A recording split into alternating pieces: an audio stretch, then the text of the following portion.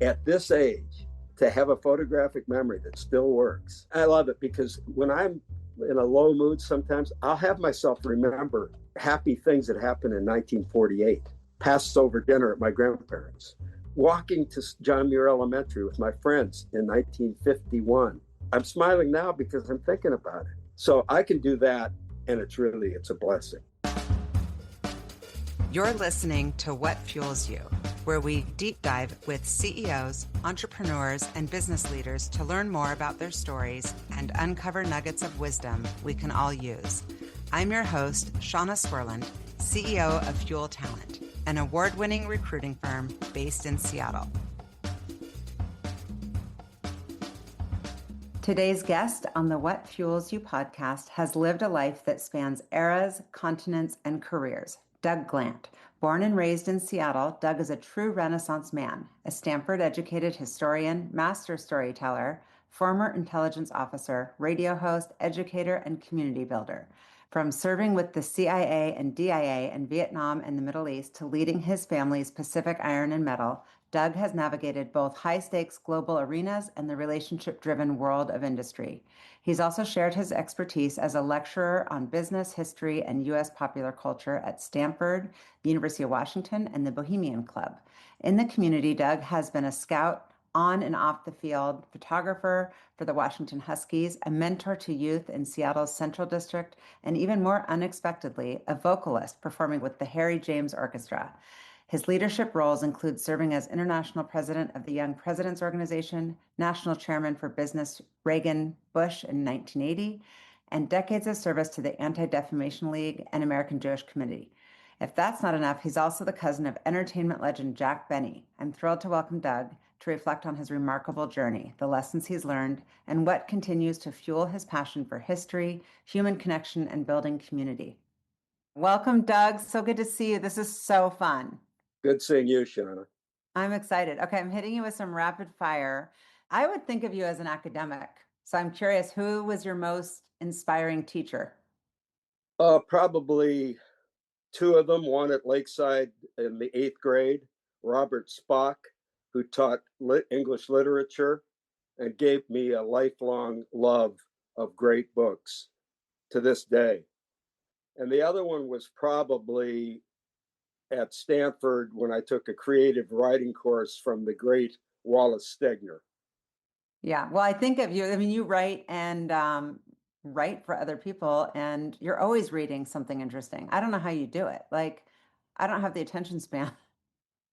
Well, I started reading when I was 3 or 3.5, using the newspaper, comic strips on the Sunday newspaper. There used to be a show on KVI called Puck the Comic Weekly Man, and he would read the comic strips. And so I learned to read by doing that when I was 3 or 3.5 years old. And I've loved reading ever since. But the great books that I still read to this day came from Robert Spock's influence. Yeah. And so if we were writing a book about your life, which I still think you should do, what would it be called? Well, Great Expectations is already taken by Charles Dickens. Close but no cigar. I love it. That's a good one. Doug, what's your biggest fear? Probably my kids and grandkids' future, given the state of the world at the moment. Yeah. Is there a Husky game that you would relive on a lighter note? I do it all the time. It's the 1960 Rose Bowl against Wisconsin. I still dream about it. I went to it. It's the first time I ever flew, Sean. I was 17 years old, never been in an airplane. Went down to see the game in Pasadena with my parents and a friend, Jimmy Taylor, and we won 44-8. We were an underdog. We won 44-8, and I still dream about it. And I would watch that game again. Most of the guys that played in the game are dead now, but that's too bad. What's your favorite quote, if you have one, or a quote that comes to mind? Well, I like from Hamlet, "To thine own self be true." Oh, I like that. And it follows as day follows night, thou canst be false to any other man. In other words, if you're true to yourself, you're not false to other people. So that's probably my favorite. I love that. That's Hamlet. And what is one place in the world you could teach history on forever if you just had to teach about one period of time or a place? I do teach, and that I guess lecture and have all over the world popular culture starting with World War II. So teaching the popular culture of the 1940s and 1950s in the United States, the great movies, the great singers, the great artists, the great poets. I do teach that, and I Yeah. love teaching that. Well, I need to take some lessons. Are there three attributes that your kids would use to describe you? Talkative, That's everyone would use that to describe you. Yes. everybody would. My grandkids call me Grandpa, Love that. as in grumpy, but I'm cheerfully grumpy. But I Yeah. am grumpy. I think it's a shtick. No, but it's not a phony shtick. I mean, I'm Yeah. a curmudgeon. I had a radio show, Shauna, called the Curmudgeon's Hour on KVI years ago. I'm a curmudgeon, you know. But the third thing I hope would be ethical, honest. Yeah. And what about your favorite nicknames? I feel like you have a lot of them. Well, when I was at Stanford, and it's the only time and the only place, what the one I didn't like is the one that your mother calls me sometimes, Oh, Dougie, God. because I'm not tall. So diminutives for guys that are not tall, like Dougie, are not Oh, my I never grandparents. thought about it like that. Yeah, so That's a I'm term not of endearment. IE. I do the IE on everyone's name. yeah, okay, well, but I don't hate it, but I don't love it. So that Yeah. was a common nickname when I was a kid. And some people still call me Dougie, like your friend Alan Rosen. Yeah. But I've known him my whole life, so go ahead. The one that I had at Stanford, because I used to sing with a rockabilly band, and they knew that Jack Benny was in my family. They called my Fiji fraternity brother started it, and then the whole school, Stanford, called me Hollywood. Hollywood. But the minute That's I got perfect. home, nobody knows that nickname other than people I went to Stanford with. Yeah.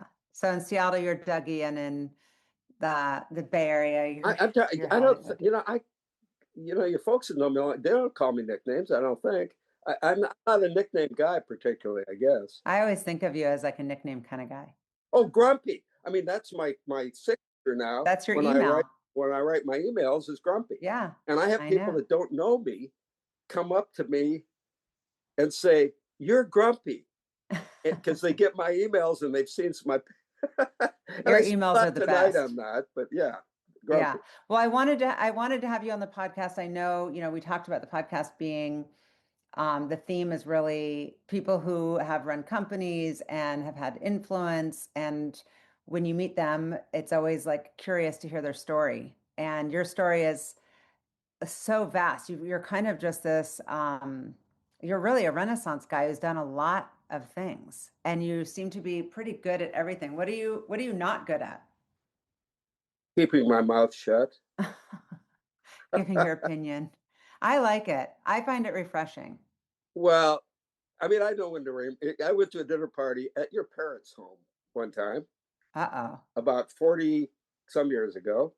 And my then wife, Alex, who I'm still friendly with, said, "Why don't you let other people talk tonight?" So I went to your parents' house for a party with about 12 people, and I didn't say much. And on the way home, she said, "Boy, you ruined the evening. You didn't talk." Well, because you've watched that Larry David where they talk about being a middle, like who the person is going to be in the middle of the table to carry the room. Like you're that person for sure. And if you're not talking, then people are like, what the hell's wrong with Doug? That's exactly what they said. Oh What's yeah. wrong? Was Doug unhappy with somebody? No, Well, it would be weird for people if I was quiet at a dinner party for sure. yeah. So you So grew up in Seattle. Tell me about your childhood. How would you describe it? blessed. And the good news, Shauna, is that I knew that being a well, not necessarily Jewish, but I was Jewish. I am Jewish. Being a Jewish youngster in the Seattle, Washington of the 1940s and 1950s, especially in Mount Baker district near the lake, I knew that it was incredible. The sports, the fresh air, the great public, and I had both public and private education. It was just a wonderful time and place to grow up. And I Yeah, knew it. I that's knew great it. that you have the gratitude. They say that like gratitude is what leads to happiness, like having a recognition of all your blessings. That's great. And so, would you say, obviously, you were a good student, very bright. Were you ambitious? And if so, what were you ambitious toward? I had an ambition to go to a good college, but it wasn't a driving ambition. I got into Harvard, Yale, and Stanford because white males, especially at a prep school like Lakeside, were going to get into good schools. I couldn't get into any of them now, those three. Couldn't. Well, who knows? You No, might. I couldn't. So I wasn't that ambitious in the sense of having a goal of being rich, for example.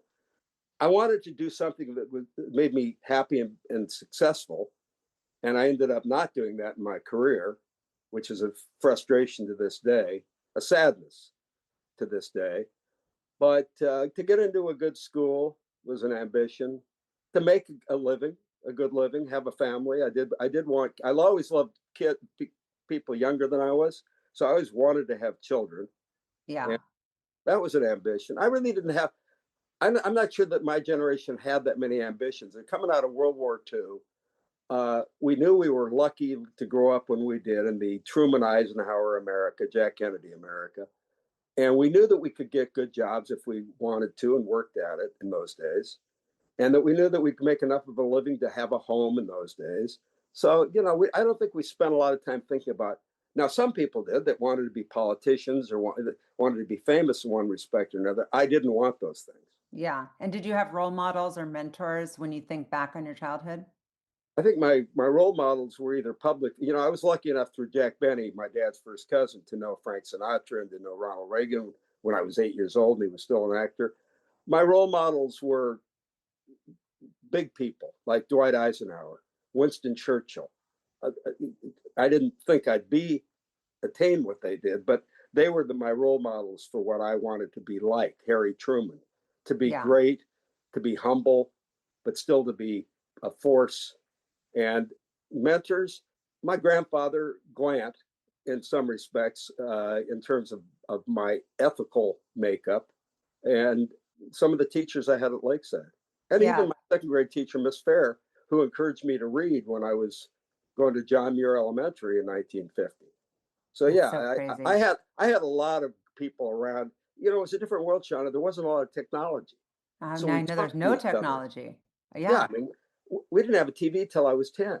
So you had radio as an entertainment, and you'd maybe ride your bike to the movies on Saturday with your buddies. So we talked. So there were a lot of people.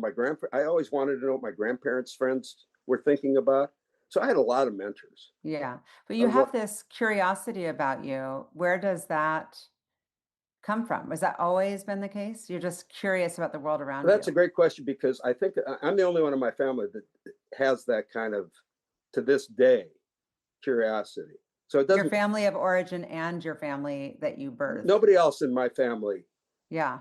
Well, I don't know many people like you. You've always been like this, just so interested and interesting. I listened to the 1948 presidential upset, Harry Truman beating Tom Dewey, on the radio at the age I just turned 6.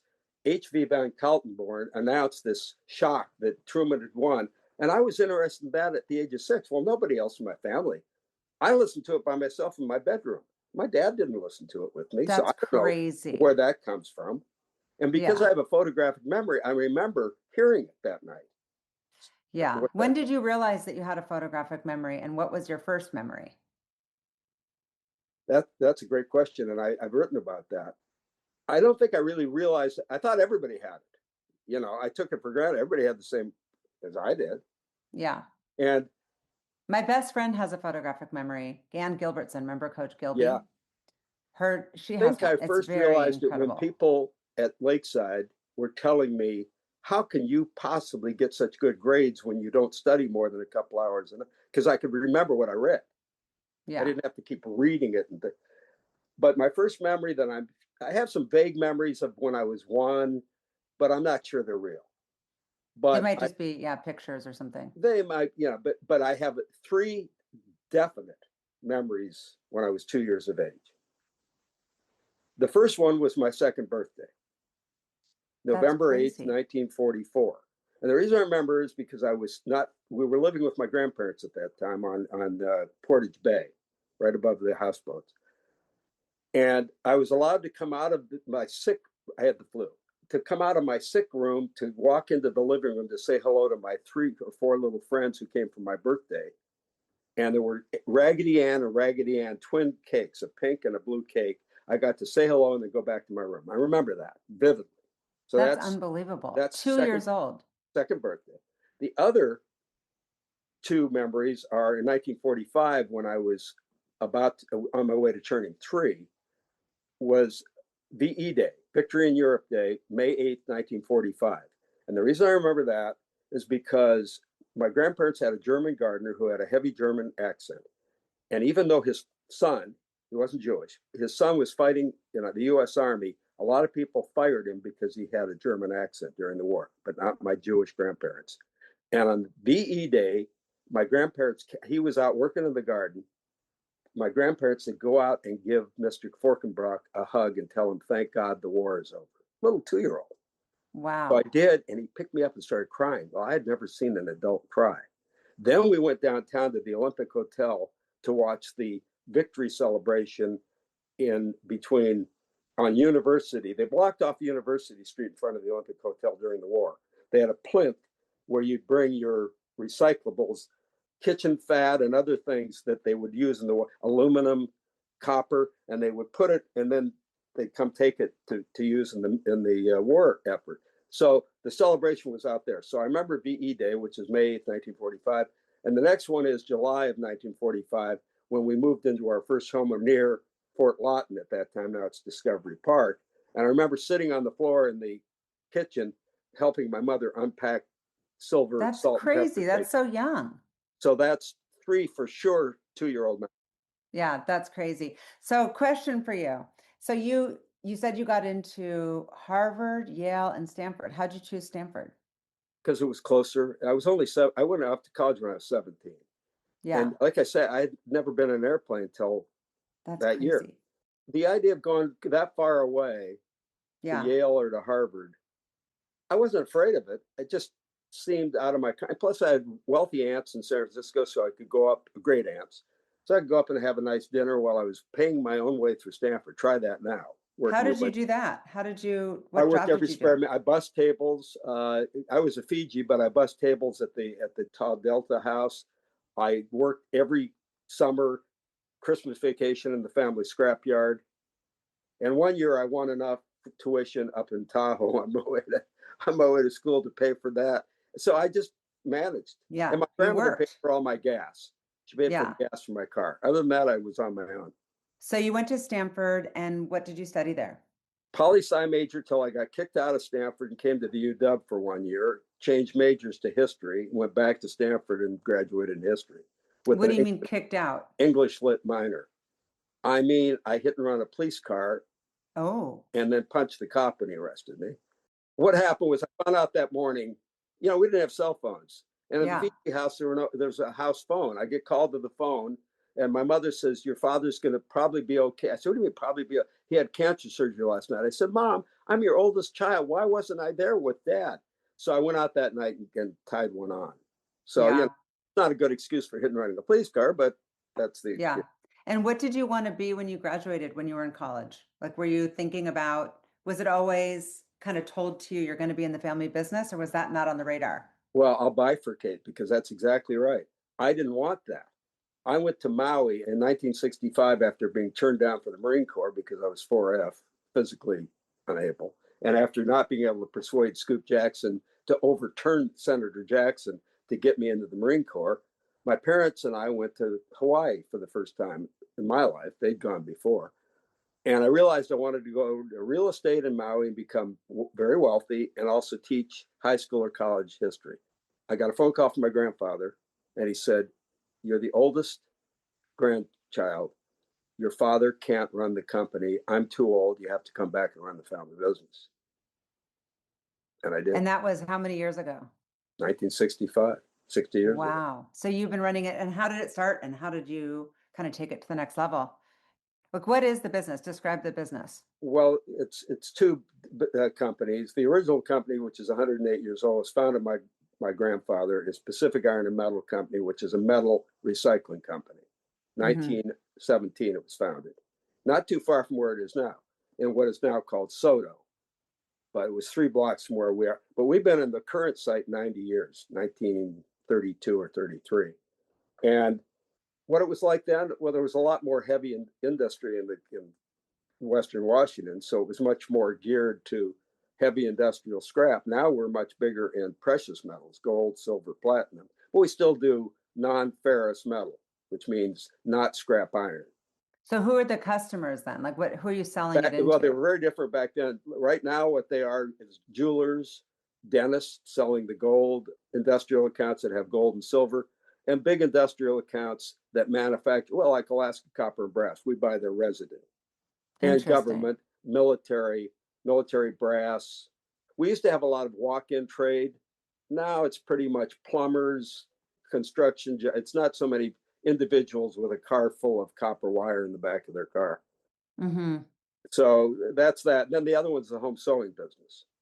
And at one time we had over 30 stores. I closed 29 of them. We now have one fabric store in our headquarters. I didn't realize that. And so when did you serve? Because I the Vietnam, Middle East part of your bio in the intro, when did you serve and do the whole CIA? Well, DIA I already thing? mentioned that I tried to get Scoop to get me into the Marine Corps. Yeah. And he said, I can't do that. So that was 1965. So about 3 years later, I thought it was a spoof because it wasn't Scoop. It was somebody from his office called and said, are you still willing to go to Vietnam? And I said, well, in the Marine Corps? And by that time, I was running our family business. Yeah.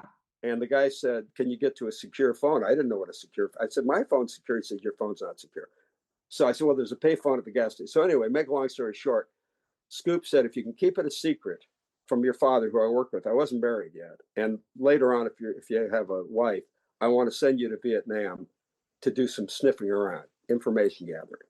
And it was the DIA, Defense Intelligence. Most people say, you mean CIA? I said, no, I mean DIA. Later, I did some work with the CIA. So in February of 1969, 1 year after the Tet Offensive, I went to Saigon. I couldn't have done any of what I did if this had existed. Phone. Because I used to tell my father, and then later Alex, my first wife, I'm going to Asia to buy metal, to sell metal, and I can't call you for a week or two because I'm going to be out of, there won't be any phones available. Well, you couldn't do that now, right? Yeah. So they'd be like it, yeah, tracking you. I mean, if I said to my wife, now I'm going to Asia for 2 weeks and I can't call you, say, are you taking someone with you? You know, yeah, exactly. That wouldn't fly. Yeah. So I never was in the military, but I worked with the DIA, which is Defense Intelligence Agency, and then later did a lot of work with the CIA and went to China when Mao was still alive, 1976, Middle East. And in 1987, when my dad was dying and I was going through a divorce, they wanted me to go to Afghanistan to see if the Taliban, the Mujahideen, they weren't called it, were getting our Stinger missiles. And I said, I can't go. I mean, I'm 44 years old. I don't speak the language. And I'm going through a divorce. My kids need me. And they said, well, then you're no more eyes only status. That was the end. So for 18 years, I did stuff. You did that all in the down low. Obviously, you had to. Your mom and dad knew me at the time. They had no idea. Nobody knew. I told one person one time. Wow.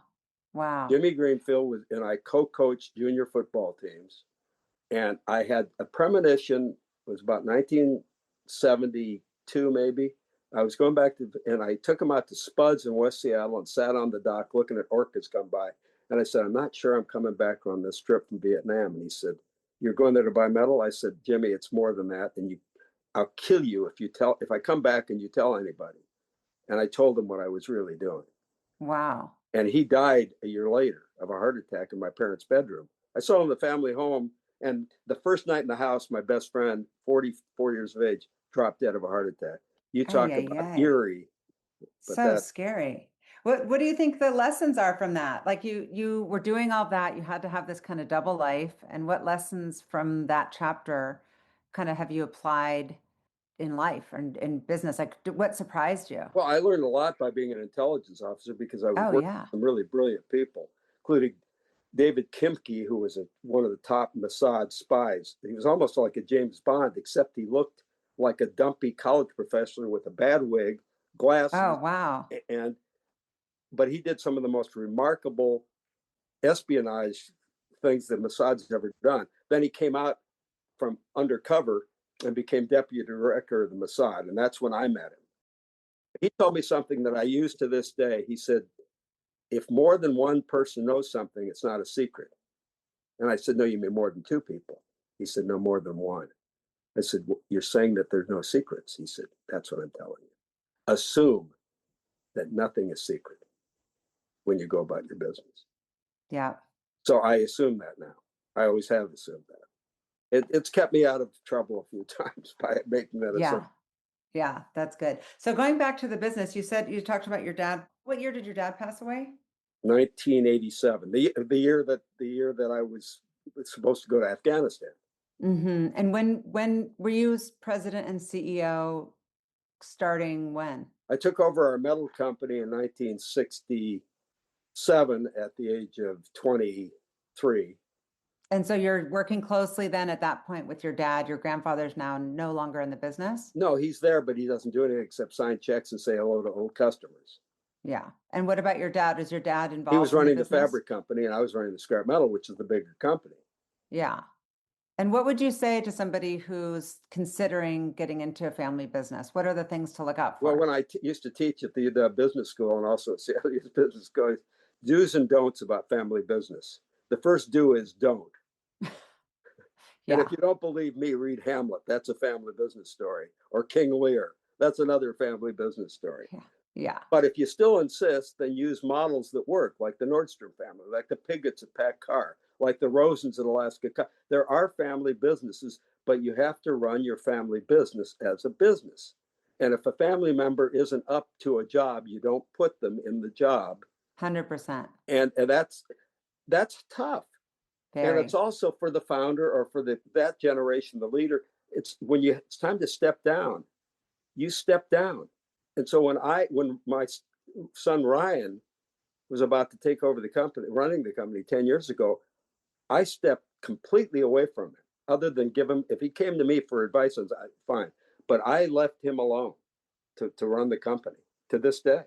And the last lesson, John, is ideally, especially if there's a transition, as there was from me to him, a professional manager coming in, a non-family member, isn't a bad idea. We didn't do that Yes. because I had a CFO who was a Chinese non-family member, and I had him be the mentor that made the transition because he Right. was a professional manager, but he'd already Right. been there for 25 years. Well, YPO has a lot of resources for that, for the family And businesses. YPO is very good at that. Right. And so what is that conversation like when you're sitting? I mean, had you done the same kind of conversation with Nick and Ryan their whole lives? Like, hey, is this something you want to consider doing? Well, it's funny you say that because I had an advisory board, and when Ryan wanted to come into the company, I was telling him, "Don't. This is not a business you want." He was very successful at that time, M&A lawyer at Perkins Coie, moving up to junior partner. He came to me, and when I told him not that he didn't want it, my advisory board, Doug Rosen, Lisa Kittlesby, Chuck Barbo, who just passed away, said, "Are you nuts? You're 68 years old and you have a chance to have this bright young man come in and run. Are you crazy?" So Yeah. I told him don't. But then when he came in, I thank God that he came in. Yeah. Well, it's also just realizing our kids are not us. Like he didn't have a different aspiration. That's what he wanted. Yeah, he didn't fully realize what he was reckoning with, but yes, he wanted. Yeah. He came to me. And what are the ups and downs of what he's reckoning with? Are the ups and downs of the industry, or the ups and downs of family business, or Minimally the family business. I mean, there are four owners. He owns a smaller part, but my sister and my brother Bruce and I own a third each, approximately.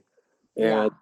And we're having, as a matter of fact, our family once a year shareholders meeting next week, and it's not terrible, but it's a little bit dicey Yeah. from time to time. It's hard. Family business is tough. I think that the biggest problems are the shrinking amount of scrap metal material because of the politics of Western Washington and the fact that nobody in their right mind is going to open an industrial plant in Western Washington. Right. Go somewhere Right. more comfortable for that kind of a business. Luckily, we have the gold and silver, which is easier, that's not as labor intensive. You can buy and sell it quickly. You're not holding a lot of scrap metal out. And the value is through the roof right now. It's at an all-time high. I used to say, and it's changed now, I used to say if gold's at $1,000 an ounce, that's a normal 98.6 temperature. If it gets up over that, that's a fever. Well, I'd probably raise that now to maybe 1,800, 2,000. We have a high fever right now with gold. It shows a lack of confidence in the US dollar and in the global economy. Yeah. And so if you've got gold, if there's a person listening right now that's holding on to gold, what do you tell them to do with it? Sit on it. Don't do anything. It's ultimately going to be 5,000 or more. Crazy. So yeah. And so how are you spending your time these days? And I want to talk about all of your stuff with the Huskies and with your political involvement and teaching and all the philanthropy. But what does a day in the life today look like? I'm lucky. First of all, the great Gabriel Garcia Marquez, who wrote great novels, said a happy old age requires being content with solitude. I prefer to be working, but I gave up my job when I had Ryan come in. But luckily, I'm very good being alone. And because I write 2 blogs, history. Well, and you've got an amazing wife and 2 more kids and grandkids. Yes, that's wonderful, but that's not, you can't lean on them to entertain you or to keep you interested. You know, she's got a job, my kids have jobs. So I'm very good with sitting and researching these historic and political, 2 different things, blogs that I send out. I spend probably 5-6 hours a day reading every day of my life. This time of the year, I play a lot of golf and hike. And even in the rain, I go out and walk 2-3 hours a day. So, wow. And I listen to a lot of great classical music, Ella Fitzgerald, Frank, Bach, Chopin, Beethoven. So I keep myself really busy by myself. And then when I'm with other people, you've been with me recently, I enjoy the conversations, but I'm good by myself. Yeah, that's great. That's great. Yeah. And so some of the things that stand out, I mean, how did you become so interested in the Huskies? Back in the 1940s, I went to my first Husky football game in 1947, 78 years ago in Minneapolis. I was the mascot on the field with the team. I don't remember the game, but I remember an abscessed earache I got after the game. My first game I remember was 1950, and the best player in the history of this U was playing, Hugh McElhinney. So my first heroes, and I wanted to be a football player. You asked me about ambitions. I didn't realize I wasn't going to grow. And I was a really good football player until everybody grew bigger than I was. I was a quarterback. Yeah. So my first sports heroes were Hugh McElhinney and Don Heinrich, UW, tailback and quarterback. Both played in the NFL. And that's the one of several things I enjoyed with my father. My father and I, once we got in business together, it was murder because we're so different in our approach to business. But we loved Husky sports, basketball, football, crew. We loved Long Acres Racetrack. We owned horses, stakes winning racehorses. So we had that. We both loved the music of great Hollywood musicals. You know, so we had that to share. And the Husky sports was from the time I was 4 or 5 years old. Yeah. How do you take it from I'm interested, I've got season tickets, to I'm on the field taking photos and recruiting? It was blessed luck. When I was a freshman at Stanford, my roommate said there's a kid that wants to play for the Huskies, but nobody's looking at him at Sequoia High School in Menlo Park. So let's go look at him. His name was Mike Otis. Make a long story short, Dad played poker with the head coach, Jim Owens. I called my dad. I said, you ought to take a look at this kid. I'm a 17-year-old kid, but Jim Owens signed the kid, and the kid played in the Rose Bowl for us. So when I got back from Stanford, I started coaching mostly black kids in Rainier Valley football. Jim knew it, and he'd had trouble with black community. So he asked me to help him recruit. And that's where it all started. So I became a scout recruiter when I was in my early 20s. And then when Don James came along in 1975, Dad and I threw the first party welcoming, and your grandfather, Jay, was at that party. Jay Jacobs. All the who's who, the elder Nordstroms, Sam Strong, all that crowd came to meet Don James in our offices, Trader Vic's Catering. So Don and I got close. And then 1977, Warren Moon's senior year, I was down in Oregon, and they hadn't won a game. And Jim Moore, the defense coordinator, said, come on down on the field and change our luck. Well, we won 54-0, I think. So from then on, I was on the field with my camera, taking So pictures. cool. So So cool. it just came out of nowhere. How many fans get to do that stuff? Not many fans. I have memories of it though. Give speeches to the team the night before we won the national championship. I stood up, gave a speech, and they wore my T-shirt slogan because I used a quote from Churchill in World War II. When he spoke to a high school, knowing these kids were going to be fighting in the war, he said, "Never, never, never, never quit." And that was on the pads of our 1991 national championship team when they played Michigan in the Rose Bowl the next day. I was there. Yeah, I That know was you were. great. Yeah. So you've also mentored Seattle Central District. How did you get involved doing that? Is that a big part of your life? I didn't know that. I'll tell you how big a part of my life it is, and I don't want to tear up. But when I got back from Stanford, a guy named Jimmy Greenfield, who knew your family quite well, Greenfield's Galleries, they were a fine arts auction gallery, called me and said, I knew him because he was friendly with my mom and dad. He was 10, 12 years older than I. He said, I hear you played some football and you know football, and I need a co-coach and assistant coach down in Rainier Valley. Would you come? Hey, make a long story short, that was 1965. And I started coaching. And tomorrow, I'm giving a speech at the funeral of my best player. I mean, you talk about, yeah. Full circle. Wow. And it breaks my heart because name is Teddy Jackson. His brother Ricky played with the Husky Orange Bowl team. He was a backup tailback. Cookie. Ricky with a walk-on. Cookie played in the Orange Bowl. And I hope they're all there tomorrow because I haven't seen some of them for years. So it sounds like it's been super meaningful. Like what? It changed my life because as the kids tell me, Doug, you were the first white person that ever had us into their homes. You have to understand this is the 1960s. Martin Luther King's assassination, Malcolm X, Jack Kennedy. But it was a tumultuous time. And I'm down in Rainier Valley with kids whose uncles are Black Panthers and who are, and I was the liaison with the FBI and the Seattle police with the Black Panthers. We used to meet in a church and have these secret meetings about what was going on with the Black Panthers. So yeah, it changed my life. I mean, last Thursday, Kristen and I were in Phoenix for the wedding of a Nigerian gal named Chantel Osahor, who was the center on the Huskies' Final Four women's basketball team. And the father called me up to give her away. When the father gave the bride away, he and I gave the bride away because I was like her second dad. I am like her second dad. So it changed my life. Coaching those kids, mostly Black. There were some Asian kids and white kids on my team. We won 6 city championships. Changed my life.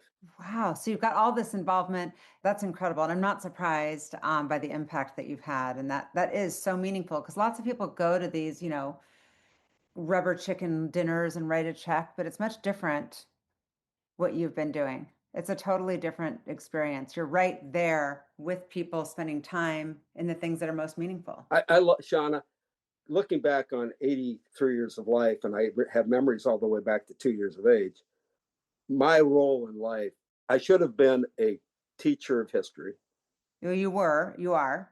And I should have been right now at the age of 83, having gone to Vietnam, worked in the civil rights movement, worked with athletes, run a company. I was a Teamster member. Then I was the head negotiator with the Teamsters Union for all of the scrapyards in Seattle when I was 31. All that experience, I should be advising a governor, a president. I shouldn't be the one. 80 years of age is too old to be the CEO. I don't care how healthy you are and how mentally acute you still are. It's too much for an old man or an old woman. But an advisor, you can't have a better advisor than an 80-year-old man or woman who's been through all of the things in life that most 80-year-olds have experienced. So I'm sad that I'm not doing that. And I'm sad that I don't get invited to teach anymore. Yeah. You were the national chairman for business for Reagan-Bush. Yep. I mean, you've done some crazy cool things. Yeah, and I turned down in 1981, I was asked to be the U.S. ambassador to Costa Rica first. And then when I turned that down, they thought I was negotiating. They said, okay, you can have Argentina, which is where Alex was from, my first wife. Her grandfather was the vice president of Argentina. So it would have been her going back to this country that she was born in as the wife of the U.S. ambassador. I was asked to be the number 3 at CIA. I turned all those things down. It was, Kristen says, Doug, don't blame your parents for forcing you into the bed. made that decision. And I did. Yeah. And I got into the UW Law School when I was 31. And that probably would have been a better career. Yeah. So, but everybody has those, sliding door moments of like, well, I took a left instead of a right. And if I had only taken a right at that yeah, one I don't stop think sign. people have as many sliding doors as I've had. And I turned them all down, and I regret it.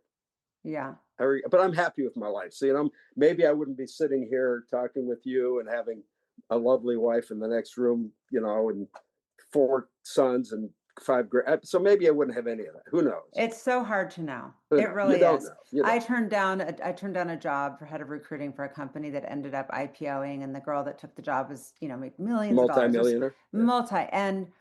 But then I wouldn't have been in New York, and I would have moved to San Francisco. It's like, there's so many things like that. Yeah, and again, you said it earlier, and I sang it yesterday to my best friend, who's very wealthy, but who's very anxious about what's going on in the world. His Polish publishing company is having problems because of Russian hacking, and he's got a company in Ukraine.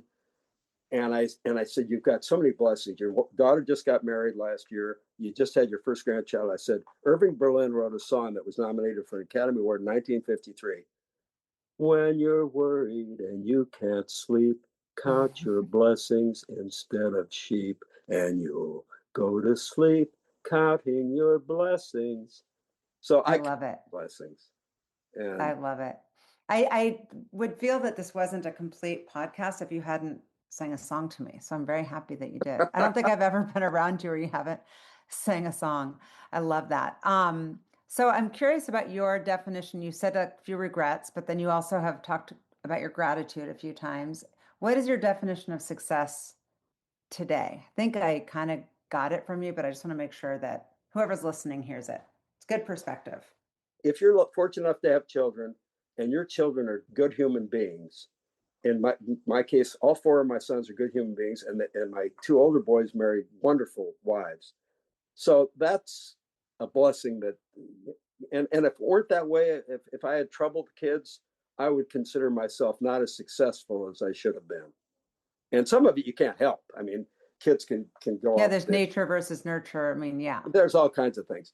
And for myself, I think I wish I had a little bit more money. I wish I'd been a little more focused on making money instead of doing good in the community and in the world. And because I'd like to have enough money right now to be more philanthropic.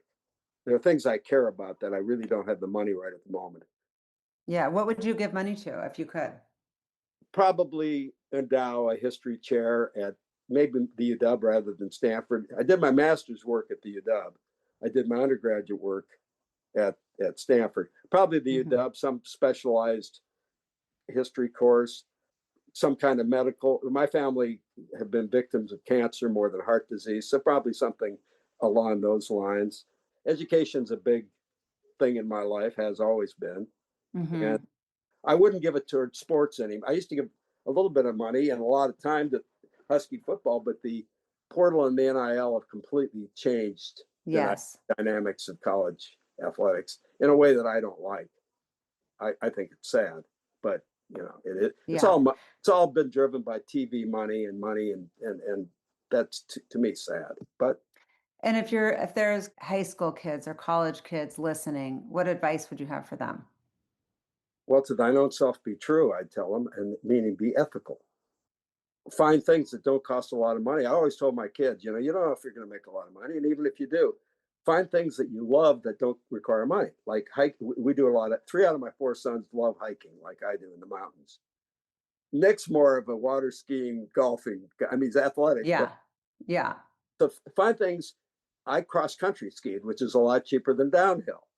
Yeah. Go fishing, read a book, listen to music, be around people you like, play canasta with your grandma.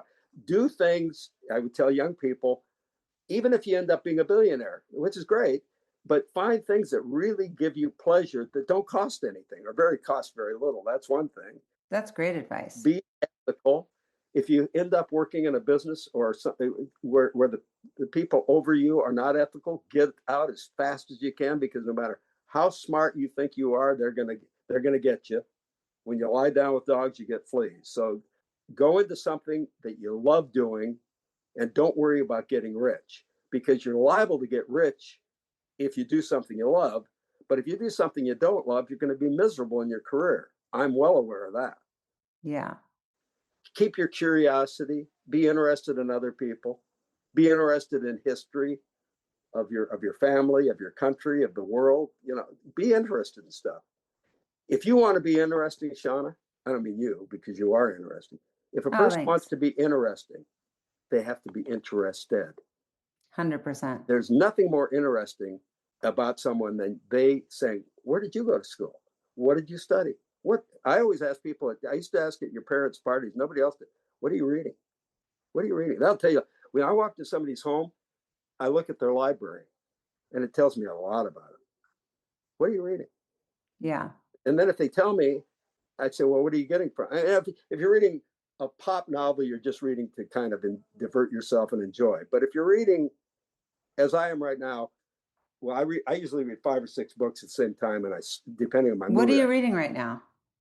Well, I'm reading Nancy Mitford's A History of the Sun King, Louis XIV of France, with these gorgeous paintings of Versailles when it was being built and of the kings. That's one. Then I'm reading, which I love, Ira Gershwin, one of the greatest lyricists in the history of popular music.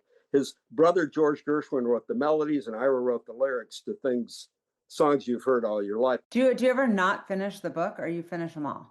I read classic literature now pretty much, and I'm reading Willa Cather right now, who's, to me, one of the 2 or 3 greatest American authors of all time. Most people don't even know about Willa Cather, but so I finished those books. When I read a pop novel, which I almost rarely do, but I used to, if after 10 pages I'm not either engaged or the writing is as good as my own, I stop. Yeah. I don't have the time to waste on it. Anyway, so I'm reading a lot of different things right now. Your recollection is incredible. Like I can't get over it. It's so impressive. Look, when I was in my mother's tummy 83 years ago, I said, God, I'm going to really be quick. You've played tennis with me. You know how quick I used to be. Yeah. I'm going to be really, really quick and athletic. So would you give me some height? God sat back and he said, no, you're Jewish. So you're not going to get the height. I'm going to give you a photographic memory instead. It's incredible. And now at this age, to have a photographic memory that still works. You can fill in all the blanks. I told you that when we had lunch. I'm like, you're just going to fill in all the blanks for everybody. I love it because when I'm in a low mood, sometimes I'll force myself to remember. You talked about the Husky game, 1960 Rose Bowl. I'll have myself remember happy things that happened in 1948. Incredible. Passover dinner at my grandparents, finding the Afikoman, all the things that are great. Walking to John Muir Elementary with my friends in 1951. And I'm smiling now because I'm thinking about it. So I can do that, and it's a blessing. It's such a blessing. Okay, so my final question for you is, what fuels you? What fuels me is interesting people. This family of Nigerians that we went to the wedding last week, the most wonderful, the music. I love being around nice, ethical, happy people. So that fuels me, being around wonderful young people, especially young people, because we old people tend to tell the same stories over and over and over. Everyone does it. And because I have a photographic memory, I remember the stories. So what fuels me? The success and happiness. I know about happy. Happy's contented, being contented rather than being, happy. All right, so I'm happy when the Huskies win. But to be contented is a more lasting feeling. So if my family are contented and healthy, if I'm still able to read and think and teach and engage, that fuels me. Thank you for listening to the What Fuels You podcast. If you'd like to check out past episodes to hear from more business leaders, go to fueltalent.com/podcast. And if you have a minute, please leave a review and rating on your favorite podcast app, or share this episode with a friend or colleague.